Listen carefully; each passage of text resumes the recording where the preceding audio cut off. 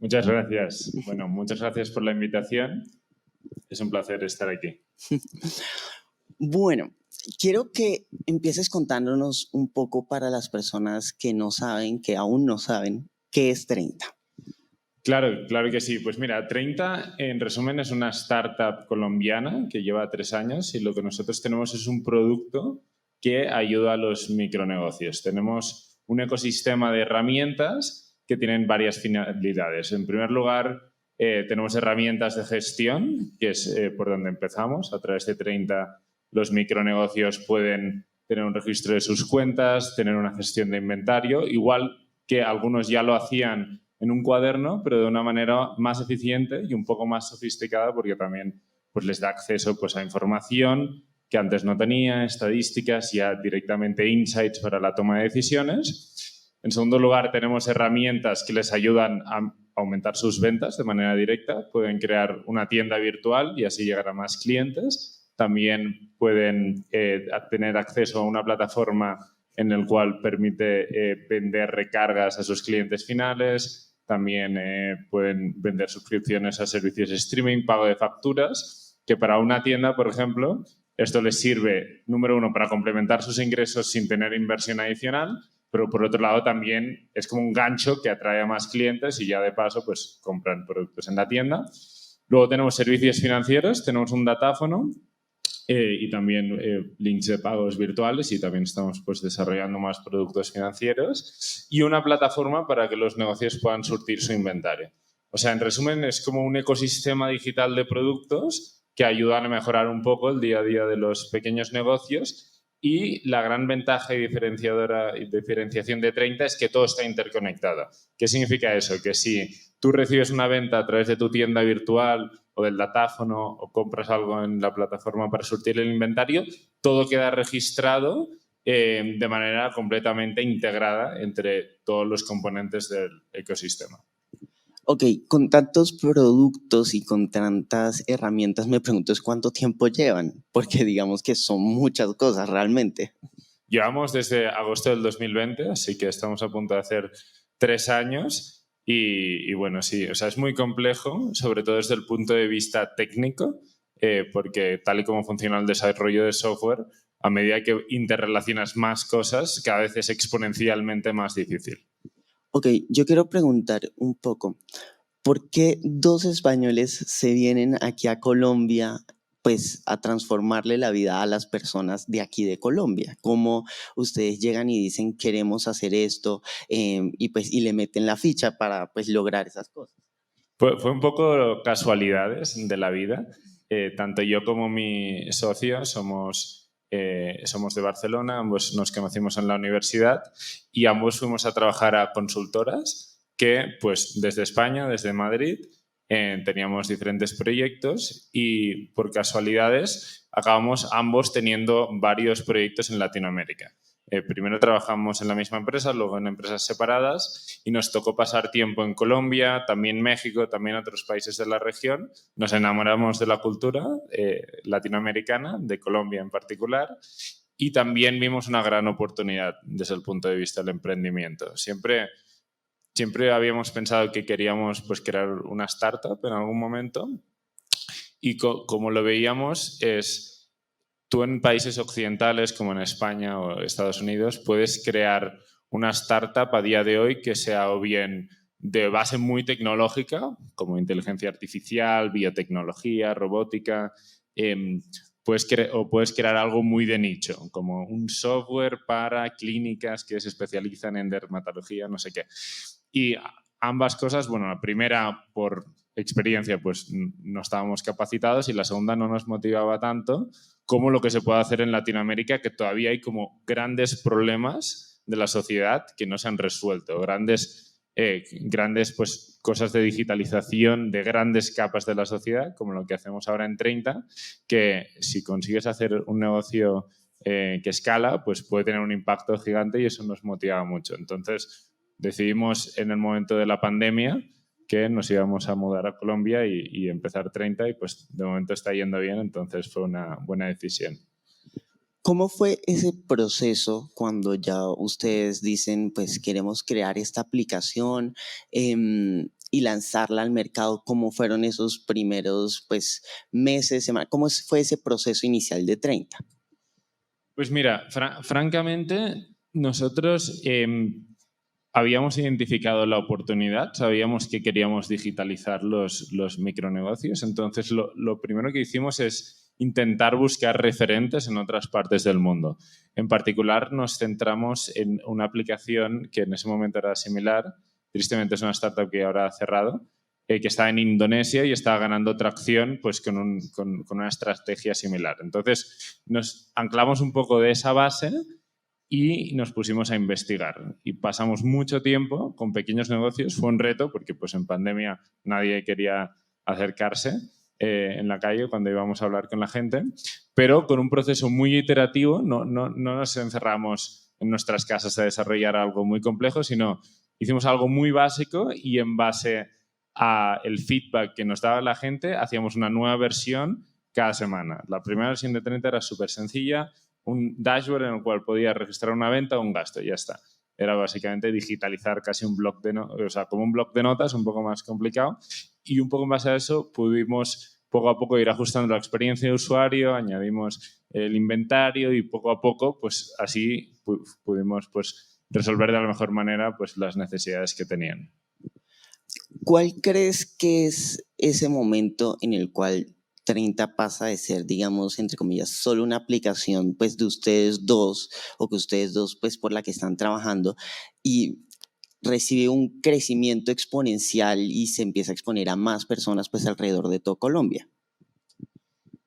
Pues fue a los 4 meses o así, después de haber lanzado, como en enero del 2021. Acabamos de pasar y estábamos por ese periodo que te acabo de contar de una nueva versión cada semana.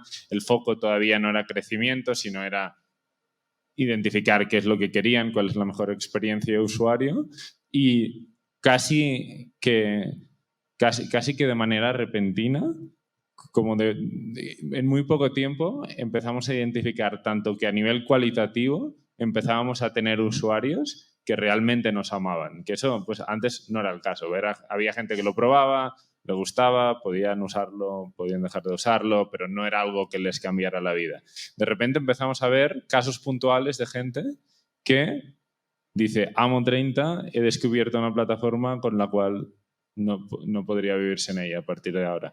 Empezamos a tener esos casos puntuales y luego a nivel métricas también pudimos ver que la retención de los usuarios, después de que un negocio usara 30 después de 2 o 3 semanas, ya era mucho más improbable que la dejara de usar. Entonces también lo veíamos a través de métricas, cada vez los usuarios pasan más tiempo al día utilizando la plataforma. Coincidió cuando sofisticamos un poco la funcionalidad de inventario, porque inicialmente lanzamos registro de cuentas, que es algo que más que menos ya hacían con un cuaderno. Cuando ya incorporas el factor del inventario, que es algo que ya una minoría muy pequeña hacen, y les puedes avisar en qué momento se va a agotar un producto, porque antes pues muy informal, pues van por la tienda y más o menos viendo los productos pues estiman cuándo tienen que poner el pedido, pero cuando ya lo tienen de manera muy sencilla, producto a tanto inventario, etcétera, etcétera, eso fue como un factor que pues hiciera que explotara pues ese market fit, que a partir de entonces hubo mucho crecimiento ya orgánico. Cada usuario que empezaba a usar la aplicación de media recomendaba 30 a más de una persona. Entonces, de manera natural se propagaba la solución. Claro, porque además, digamos, es un nicho de mercado no tan explorado aquí en Colombia y pues en general en Latinoamérica, y es pues cómo ayudamos y agilizamos procesos sin tecnología muy costosa y muy sofisticada. ¿Cómo, digamos, fue el proceso de ustedes de desarrollar la aplicación? O sea, ustedes son desarrolladores de software, pues me comentabas que no tenían tanta experiencia para hacer una startup súper tecnológica, pero pues como todo desarrollo, independientemente del nivel, pues trae sus desafíos. Entonces, ¿cuáles fueron esos desafíos pues ya hacia la parte tecnológica de la aplicación? Pues no somos desarrolladores tampoco. Nos tocó incorporar a una persona que estaba trabajando en otra startup en Colombia. y él nos ayudó con los primeros pasos ahí y nos tocó aprender mucho. La verdad, yo conocía muy poco de desarrollo de software. En su momento, no sé, pensaba que si yo pido que sea una aplicación así, como que lo que hay por detrás no importa, cuando es totalmente falso. Es súper importante porque si no se construye el código de cierta manera, llega un momento donde te va a explotar y eso significa que va a haber muchos errores, la aplicación se vuelve muy lenta, se vuelve muy pesada. Y eso, pues, obviamente no es lo que queríamos, entonces nos tocó aprender. En un momento, de hecho, nos tocó rehacer la aplicación porque la habíamos hecho pues, muy rápido, porque pues, yo y mi socio poníamos mucha presión para lanzar una versión nueva y yo creo que era bueno para ese momento, pero llegó un momento más adelante que nos tocó parar, vamos a rehacer todo el backend para hacerlo más escalable. Y yo creo que una de las claves, como has dicho, es un nicho relativamente nuevo. Lo que sí habíamos visto es que se había intentado hacer productos para micronegocios históricamente o en los últimos 10 años, tanto por startups o por bancos, empresas tradicionales que lanzan su producto digital, pero lo que veíamos en el mercado es que intentaban hacer algo demasiado complejo, como que ya intentas sacar una wallet para micronegocios o de primera es una tienda virtual. Cuando tú vas a un pequeño negocio con eso es muy abrumador y ya no entran ni siquiera a probarlo. La clave de 30 fue que iniciamos con algo que para ellos era muy sencillo de entender. En vez de anotar tus cuentas en este cuaderno, lo haces en esta aplicación y una vez se acostumbran al hábito de cada vez que tienen una venta la registran, ya pues se familiarizan con el entorno y ahí ya sí empiezan poco a poco a descubrir las otras funcionalidades que tenemos. Esa yo creo que fue como la clave de que fuéramos la primera aplicación para este segmento que tuviera pues tracción real de millones de usuarios. Claro, y digamos que por otro lado se trata también de facilitarle las cosas a las personas. Digamos, pues en un nicho que es el de los tenderos que, pues como decíamos, no está pues acostumbrado y no está dispuesto tampoco a pagar por soluciones tecnológicas muy altas o porque no puede o porque simplemente no quiere. Pues toca llegarles con un producto que sea fácil de usar y que se adapte a él y que no le toque a las personas adaptarse a ese producto. Yendo más un poco hacia las personas que quieren emprender aquí en Colombia, no necesariamente pues con startups o con componentes tecnológicos, pero que en general quieren iniciar pues un emprendimiento, ¿tú cuál sería la recomendación que les das, sobre todo en una industria post-pandemia? Que digamos que la gente está más abierta a las cosas digitales, cada vez uno ve más experiencias híbridas o completamente virtuales. Entonces, ¿cuáles son las recomendaciones que tú le darías a las personas que quieren emprender aquí en Colombia? Mira, yo diría, número uno, la barrera más grande que existe es la barrera psicológica. Hay mucha gente que quiere emprender, pero lo percibe porque pues, a nivel de la sociedad, como que en las películas, en lo que nos han dicho siempre, como que emprender es muy difícil. Y efectivamente lo es, yo creo que es de las cosas más difíciles que uno puede hacer de manera profesional, pero, eh, pero eso, o sea, la barrera más grande es creerte lo que puedes hacer. Si tú puedes llegar a dar el paso y te crees que es posible, ya pues has quitado muchas de las barreras de entrada. Creo que Colombia es un país bastante emprendedor cuando viene a ser pequeño negocio. Y otra recomendación que haría es nunca dejar de capacitarse. Hay mucha gente, sobre todo cuando es más pequeños negocios, que intenta hacerlo un poco de espalda a lo que ya está inventado. Hay muchas cosas de hacer un pequeño negocio que ya están, entre comillas, inventadas. Si a 30 le hubiera tocado como, no sé, inventar de cero una estrategia de servidores de información, pues no hubiéramos sido exitosos. Hay muchas cosas que ya hay. Quizá no hay recetas mágicas para todo, pero sí que hay como mejores prácticas que te facilitan mucho. O sea, por ejemplo, cómo levantar capital, en caso de una startup, cómo levantar capital, cómo atraer talento, cómo poner cuáles son las métricas de negocio que más importan. Todo este tipo de cosas ya hay como unas mejores prácticas que luego te va a tocar adaptar, pero con eso ya pues, te facilita mucho el ramp-up de conocimiento.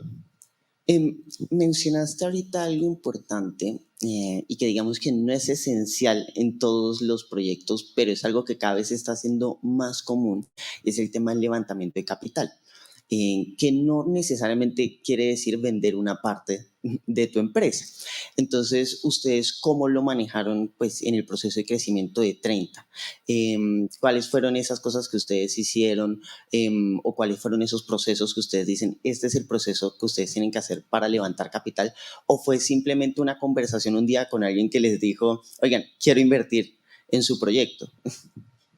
Sí, no, para nosotros ya desde la concepción de 30 sabíamos que íbamos a tener que levantar capital porque nuestra estrategia se basaba en el hecho de que íbamos a crear pues, esta plataforma gratuita que iba a traer muchos usuarios y luego pues íbamos a encontrar la manera de generar un modelo de negocio, pero íbamos a pasar, y todavía estamos en ese periodo, de acumular pérdidas por la inversión que hacemos en tecnología y para eso pues tiene que haber algo que financie los gastos durante ese tiempo.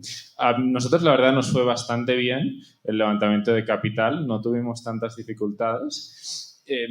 Yo creo que el levantamiento de capital depende de tres cosas. Número uno, de la empresa en sí, de en qué industria esté, de que sea una oportunidad grande, del equipo que hay detrás, de las métricas, el crecimiento, que uno pensaría que es lo más importante, pero solo es uno de tres factores. El segundo factor es qué tan bien puedas hacer el proceso de levantamiento. ¿Y a eso a qué me refiero? Pues qué tan capaz eres de conseguir los contactos con aquellos inversionistas. Qué tan bien eres capaz de explicar tu historia para transmitir pues, que es una oportunidad gigante. Que también gestiones el proceso de generar urgencia para los fondos, que pues, los empujes a cerrar y hacerte esa oferta de inversión. Y en tercer lugar, es qué tan caliente está el mercado. El mercado de las startups es muy cíclico. Hay periodos en el cual hay mucho capital de inversión, que fue el periodo en Latinoamérica 2020-2021 sobre todo, y hay periodos donde hay muy poco capital, como es ahora mismo.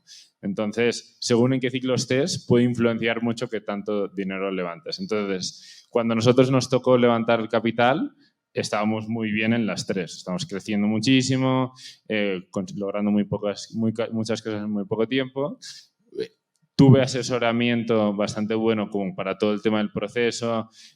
Nosotros fuimos con una aceleradora que se llama Y Combinator, que es muy conocida y eso nos facilitó como el acceso y nos dieron mucho conocimiento de cómo optimizar el proceso y el mercado estaba en una situación muy caliente, prácticamente yo diría de burbuja para las startups. Entonces eso se nos facilitó mucho. ¿Cómo hacer ese proceso? Es difícil, yo creo que es como de las cosas que se le dificulta más a la gente que no está como en el ecosistema ni tiene contactos. Entonces, yo recomiendo mirar contenido público que hay en Y Combinator, en YouTube, de manera gratuita, empaparte mucho de eso y va a haber ya pues mucho conocimiento que van a poder aplicar inmediatamente. Bueno, pasando a hablar un poquito más de ti. ¿Qué es lo que más te gusta de trabajar en 30 y de lo que han hecho? Lo que más me gusta es que estamos creando algo con una misión muy bonita. Si me preguntas, ¿cuáles son las necesidades que estamos cubriendo de micronegocios? Pues podría ir al detalle y decirte cosas muy concretas como estamos dándole transparencia a los micronegocios sobre la información de su negocio o otras cosas. Pero al final la necesidad grande que estamos cubriendo es que hay un sector muy grande de la población colombiana y latina que tiene micronegocios, que al final la necesidad que tienen es que no tienen mucha plata, que viven al día y que normalmente estamos al día 20 y pico de mes y no saben si van a tener o no dificultades para pagar el arriendo cuando inicie el otro mes. Gracias a 30, con mejoras marginales en los ingresos que tienen, en reducción de gastos, en toma de decisiones para no quedarse sin inventario, etcétera, hacemos que ese negocio que no sabe el día 25 si va a tener para el arriendo, al menos no va a tener esa preocupación. Tampoco va a ser seguramente millonario, porque pues, no engañamos a nadie, pero sí que esa pequeña diferencia puede ser la diferencia entre que un negocio prospere y que un negocio no prospere, o entre que una persona pues, sea feliz y vaya ahí con su vida, o pues tenga dificultades, ansiedad, que pues, le dificulten la felicidad. Y trabajando en 30 eso... pues tenemos mucho contacto con los usuarios, aparte son muy vocales en redes sociales, a través de nuestros canales de soporte, etcétera, y nos lo agradecen mucho. Entonces eso es lo que más me llena de orgullo de lo que hacemos.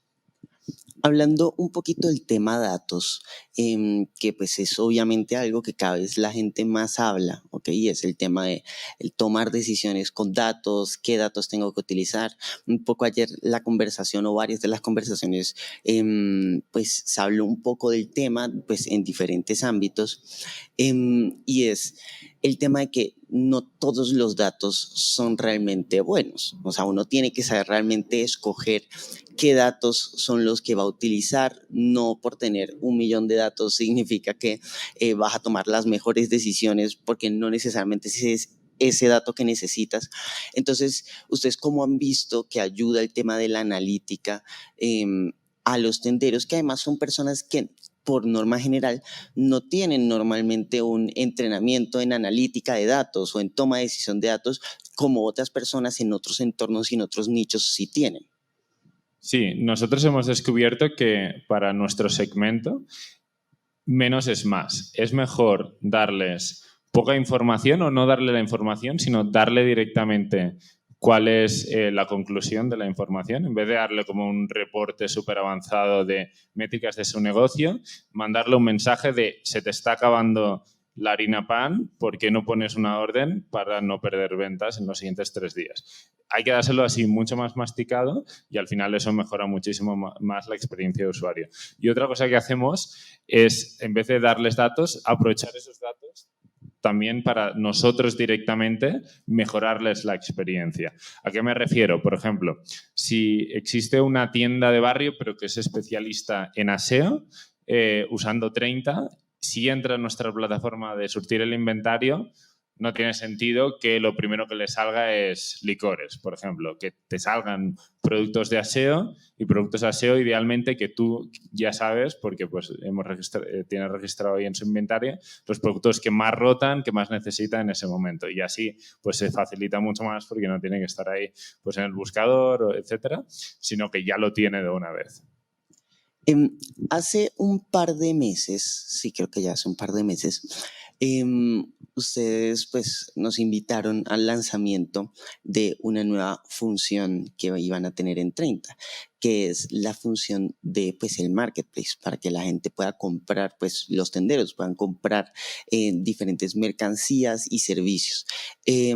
Pues primero cuéntanos un poco a detalle cómo funciona y cómo ha sido pues en este periodo pues corto de tiempo la recepción de los tenderos hacia esta nueva función. Sí, pues básicamente es una funcionalidad que nosotros tenemos que agregamos los catálogos de diferentes fabricantes y distribuidores mayoristas dentro de 30 para que los usuarios a través de la aplicación pues, puedan revisar todos los catálogos y poner órdenes desde donde quieran, cuando quieran, en un solo lugar. ¿Qué es lo que pasa? Que para un tendero de media está lidiando con entre 25 y 30 probadores a nivel semanal para surtir su negocio. Pues viene pues el que vende leche, el que vende cosas de pues la cerveza A, el que vende la cerveza B, etcétera, 25 a 30. Entonces están todo el día o poniendo una orden o recibiendo una orden o alistando el dinero para pagar otra orden. Es muy fácil embolatarse, que se te olvide poner una orden, entonces te quedas sin inventario de un producto que luego te causa menos ventas. Es difícil pues, cuadrar bien la liquidez, entonces a veces te llega un pedido que no tienes dinero para pagarlo, entonces tienes que devolverlo.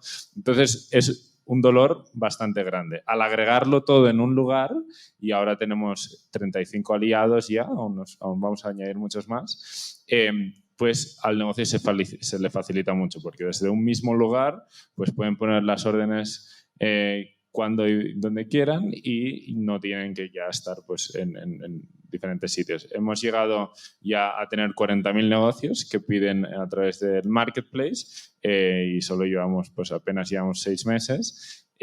Estamos disponibles con esta funcionalidad en Bogotá, Cali, Popayán, Pereira, Medellín y Barranquilla.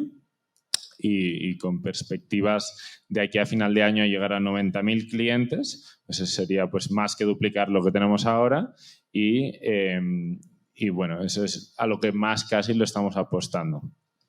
Ok, pensando un poco en este crecimiento, pues exponencial que han tenido, porque realmente en relativamente poco tiempo han crecido bastante y han alcanzado muchas personas. ¿Tienen pensado llegar a otros países de Latinoamérica? ¿Ya están en otros países? ¿O cuáles son sus planes por ese lado? 30 está disponible en otros países, pero solo con la plataforma de gestión, que pues registrar las cuentas, inventario, también crear una tienda virtual. La plataforma para surtir el inventario, el marketplace, solo está en Colombia, también el datáfono.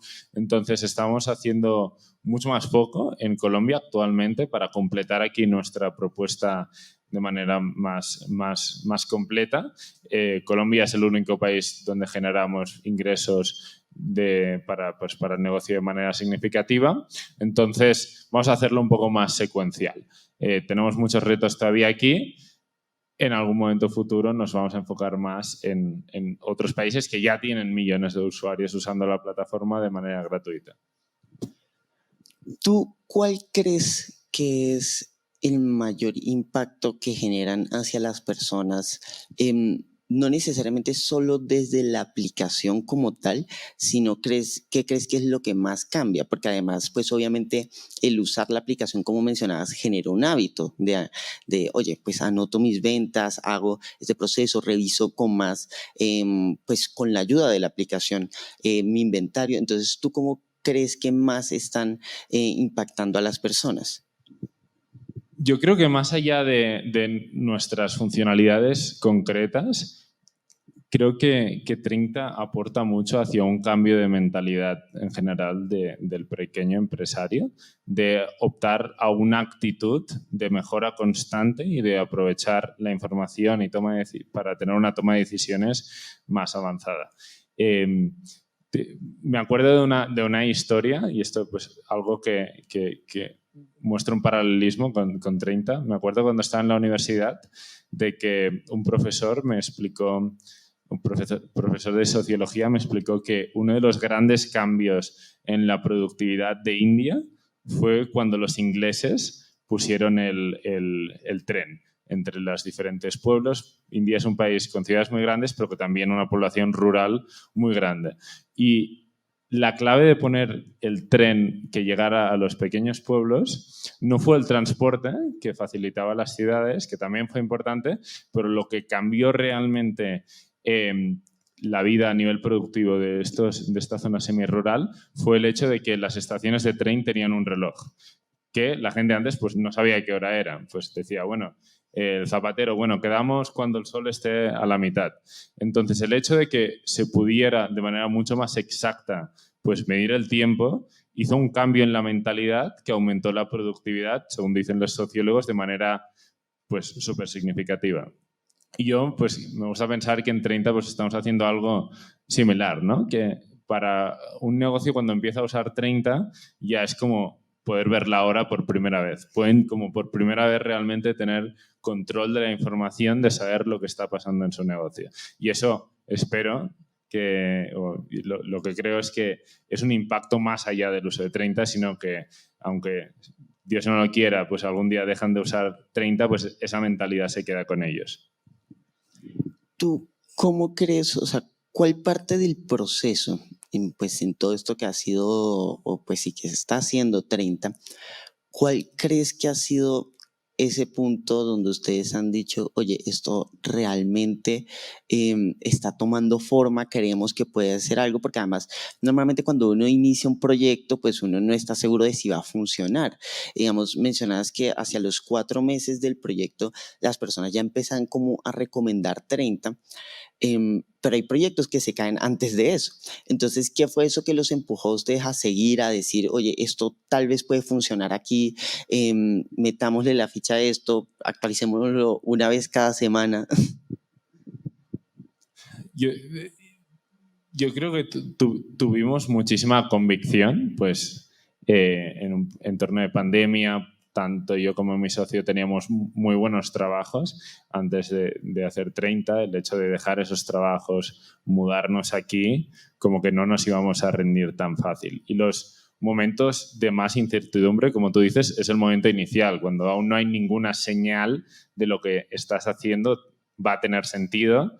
Entonces, en ese momento sí que hubo como días frustrantes que, pues, en el momento inicial, pues, cuando lográbamos que alguien se descargara 30, lo dejaba de utilizar al cabo de nada, porque aún el producto no estaba listo, pero pues fue empujar, empujar, empujar, y fue hasta un poco más tarde que ya nos dimos cuenta de que esto pues, puede tener sentido. Pero esa resiliencia es muy importante y 4 meses realmente no son nada. Hay gente que le toca, y hay ejemplos de las empresas más grandes del mundo que están en este periodo de incertidumbre durante 2 años y luego encuentran como el insight clave, hacen un cambio en el producto y de ahí despega.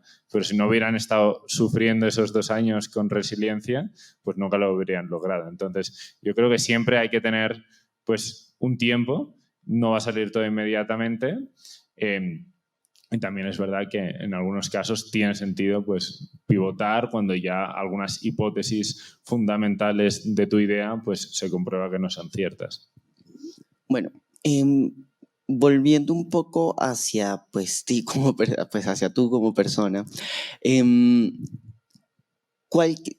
¿ustedes creen que siguen en ese punto como de carrera? En el sentido de que, o sea, en un principio y como mencionas durante varios años, ni siquiera en temas de incertidumbre, pero muchas veces las personas en proyectos o en startups van siempre a la carrera y queremos hacer esto y queremos hacer esto y eso les quita mucho tiempo fuera de sus proyectos.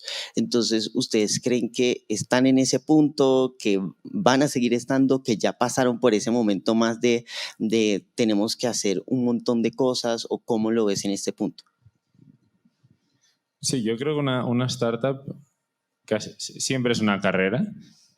Y creo que en nuestra historia de casi 3 años siempre se ha sentido mucho como un sprint, con hitos muy a corto plazo, medimos las métricas no a nivel trimestral ni mensual, a veces a nivel semanal, diario, y algunas se miden incluso a nivel horario. Tenemos dashboards ahí que nos avisan si algo está mal. Es cierto que ahora en los últimos meses hemos intentado cambiar un poco culturalmente, que se siga sintiendo con un sprint, pero al mismo tiempo con un maratón. Porque al final es eso, es una carrera muy larga para poder hacer un negocio como el que queremos hacer, que impacte a muchos millones de personas y que sea un negocio muy grande y que impacte a toda Latinoamérica, pues va a tardar muchos años. Entonces, a nivel cultural sí que tiene que haber como mucho progreso muy rápido todos los días, todas las semanas, pero con la perspectiva de que esto también es una carrera a largo plazo. A nivel personal, sí, pues hacer una startup, sobre todo siendo el fundador, pues diría que pues, para todas las personas que trabajan en 30 es un trabajo pues, que demanda mucho de ellos, no solo a nivel de tiempo, que también, pero también a nivel de esfuerzo. O sea, una jornada laboral es intensa, acaba la jornada, no te da tiempo a tener hobbies todos los días por la tarde porque ya a nivel esfuerzo pues necesitas descansar. Claro, y digamos ahí hay un punto importante y es también el de no desgastarse, un poco lo que decía, la diferencia de un sprint y un maratón, los dos son muy difíciles, pero la manera de abordarlo es totalmente diferente. Entonces, ese esfuerzo que ustedes tienen que hacer, pues desde ustedes como fundadores, pero también desde el equipo, que pues cada vez me imagino que es más grande el equipo de 30, pues es cada vez pues puede ser mayor o menor, pues dependiendo de la etapa en la que estén. Y hablando un poco más hacia el equipo, ¿cómo ha sido ese proceso de conseguir personas con las cuales se complementan? Porque hablamos ayer en una charla en la tarde con con pues la charla de Liga, pues que es una aplicación, estamos hablando de ese tema de los equipos y no es fácil encontrar esas personas con las cuales trabajar, las cuales se complementan, las cuales van al ritmo de uno, porque además una cosa es el ritmo al que uno va con su proyecto y otro es al que el resto de las personas van pues para apoyarlo a uno. Entonces, ¿cómo ha sido ese proceso de ir creciendo el equipo de 30? Diría que es de lo más difícil de una startup. Hay como dos partes en la historia de una startup.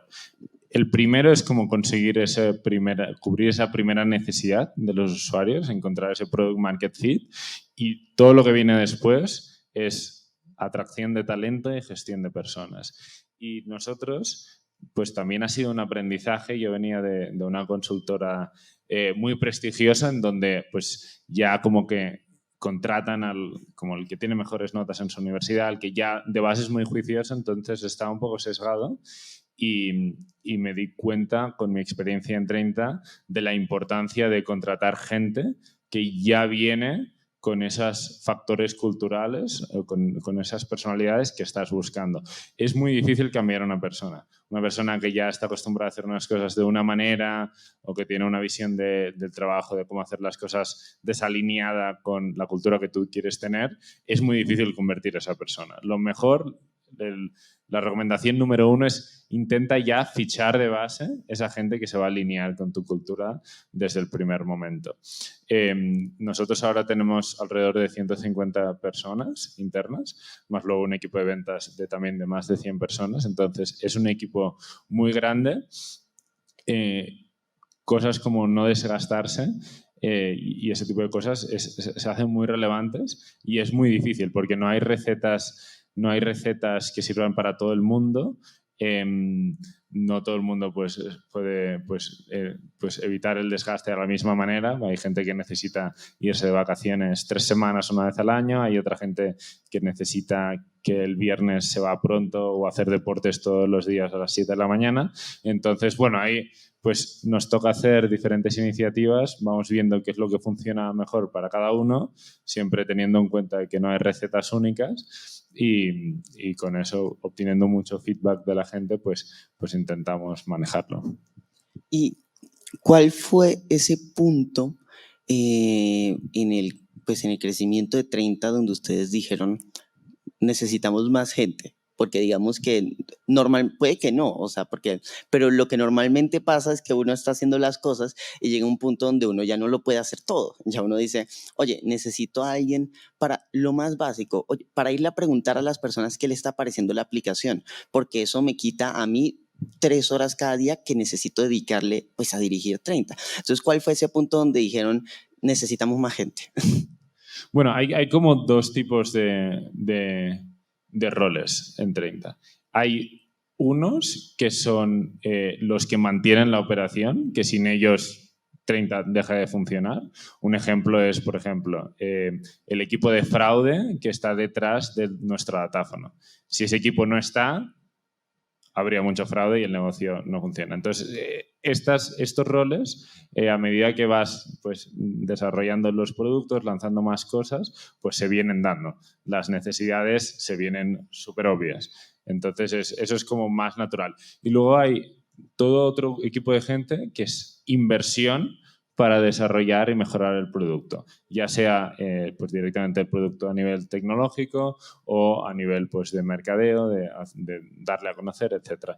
Y esto, la verdad, no hay como una respuesta tan clara. Depende un poco del capital que tengas para invertirle a eso y el retorno que le preveas a medio y largo plazo de esa gente, porque al final pues, es como mucho gasto para la empresa que en una startup normalmente pues, no estás generando ingresos para eso. Entonces, nos ha tocado ir ajustando a lo largo del tiempo qué es lo más adecuado, yendo poniendo más productos, más equipos de producto que van a desarrollando más soluciones. Pues la verdad no hay como tanta respuesta correcta. Puede ser más agresivo y gastar más dinero en eso, esperando un retorno más fuerte porque el producto mejorará más rápido, o puede ser más conservador, tener menos gente, que vayan más lento pero al mismo tiempo gastes menos. Entonces, ahí un poco depende del entorno, también hay, pues, qué tan caliente el mercado de capital esté, va a influenciar mucho esta decisión, porque si hay mucho más capital,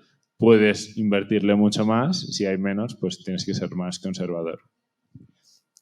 Hablando un poco sobre tu socio, Man, pues obviamente uno comienza a trabajar en los proyectos, uno puede tener un socio o puede no tenerlo, comenzar solo, pero es el proceso ya trabajando y trabajando durante mucho tiempo que pues ya muestra cómo son los procesos con las personas. Entonces, ¿cómo ha sido ese proceso con tu socio de trabajar juntos? ¿Hay algo que haya cambiado desde que comenzaron?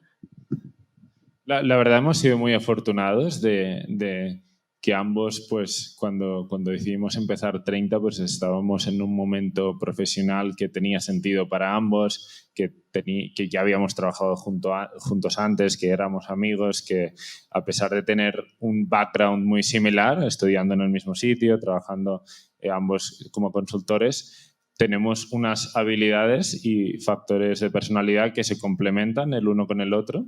Entonces, él lidera toda la parte más de producto y yo toda la parte más de crecimiento de ventas. Entonces, nos complementamos muy bien y a veces me preguntan, dame recomendaciones para encontrar un socio fundador. Y no puedo porque yo ya como que tuve suerte y yo no sabría cómo hacerlo. Si ahora tuviera que hacer otro emprendimiento y no tuviera a Manhate, no sé si tendría muchas otras candidatos para hacerlo. Y realmente es muy importante porque hacer una cosa solo es eternamente más difícil, tienes mucho más soledad, no tienes como gente para el cual rebotar las ideas. En nuestro caso sí, hemos sido muy afortunados, estamos muy alineados, pues tenemos discusiones, pero siempre son discusiones como de negocio, nunca son como discusiones que vayan a dañar nuestra relación. Entonces, hemos tenido mucha suerte en eso. Entonces, bueno, es eso. Bueno, para ya ir cerrando, me gustaría saber qué es ese consejo o esa frase que le dejarías a las personas que quieren empezar un proyecto y que al mismo tiempo quieren impactar a las personas. O sea, que su enfoque es crear una empresa o crear una organización, crear algo que impacta a las personas. ¿Cuál es ese consejo que tú les darías? Yo les diría que piensen en grande. Hay una frase que dice el fundador de Y Combinator, que es esta aceleradora por la que fuimos y he hablado antes, que es igual de difícil hacer una startup grande que una startup pequeña. Entonces, que piensen en los grandes problemas que tiene la sociedad. Incluso a veces es más fácil porque hay menos competencia, porque la gente lo ve como tan difícil que no se atreve. Y para mí el ejemplo más claro en Latinoamérica es Nubank. Nubank hace 7 años dijo, voy a hacer un banco digital que va a ser el más importante de la región, cosa que ya lo ha conseguido a día de hoy. Es el banco más valioso de Latinoamérica, ya es el neobanco más valioso del mundo. En ese momento la gente pensaba que estaba loca y era un momento donde nadie se planteaba lo que era un neobanco. Y él dijo, pues sí, lo voy a hacer, y la barrera más grande, como he dicho antes, es la barrera psicológica de pensar que algo no se puede hacer. Ya te digo, quizá es igual de difícil hacer un Nubank que hacer algo de un nicho súper concreto que al final, si sale bien, pues el resultado, el impacto va a ser mucho menor. Bueno, queremos darte un regalo por parte de Grandes Genios y otro regalo por parte de iHello, que son aliados en el evento. Hola. Un mapa de los sueños de Grandes Genios. Bueno, muchas gracias por el regalo. Un gusto. Muchas gracias. No, a ti. Pues muchísimas gracias, Luis, por acompañarnos en el evento.